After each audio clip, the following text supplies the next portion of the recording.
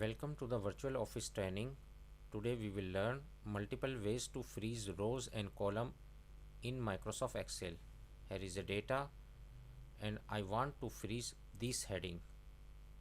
Just click this row below this heading and go to the view, and here is the option freeze pens. Just click here and click freeze pens. Now scroll the mouse to the bottom. This heading will be visible. If you want to unfreeze this heading, just go to the freeze pen and click unfreeze. Now you can see here heading will not be visible. Now I want to freeze this column, date column. Just select this column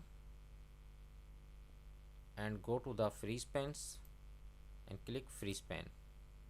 Now if I scroll to the right, it will be visible. Date column will be visible. Now just click freeze pen and click unfreeze.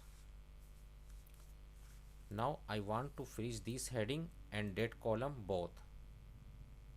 Just place the circle here because the left column is date and top row is a heading. Now just click freeze pens and click freeze pens.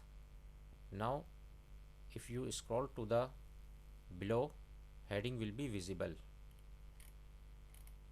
If you scroll to the right, date column will be visible.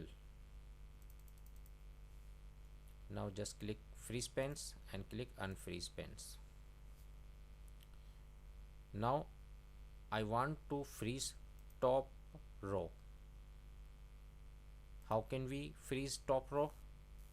Just go to the freeze pen and click freeze top row.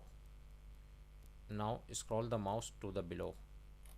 Top row will be visible. Now I want to freeze first column. This is a first column. It will be freeze. Just click here. Now scroll the mouse to the right. Date column will be visible. That's way you can freeze rows and column in Microsoft Excel. Hope this tip will be very helpful for you. Thanks for watching.